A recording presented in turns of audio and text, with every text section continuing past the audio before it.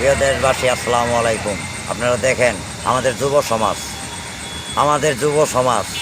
আমাদের ছাত্র ভাই, শ্রমিক ভাই, আমরা এক কথায় একটাই বুঝি, আমরা মুসলমান কান্ট্রিতে বসবাস করি, আমরা মুসলিম কান্ট্রিতে আমরা থাকি। দেখেন আমাদের এই দেশ পরিচ্ছন্নতা সুন্দরভাবে বাঁচিয়ে রেখে এই দেশকে আগিয়ে নেওয়ার জন্য আমাদের যুবক ভাইরা, আমাদের স্টুডেন্ট ভাইরা দেখেন দেশের জন্য কিভাবে তারা রাত দিন পরিশ্রম করে যাচ্ছে, না খেয়ে না দেয়ে রোদে পুড়ে বৃষ্টিতে ভিজে, তারপরেও এই দেশকে বাঁচানোর জন্য তারা এখানে লড়াই চালিয়ে যাচ্ছে এবং সোনার বাংলা দেশ গড়ার জন্য একেবারে তারা আগ্রহী হয়ে যুব সমাজ রাস্তায় নেমে গেছে। এই কথা বলে আমি আমার কথা শেষ করলাম। আসসালামু আলাইকুম।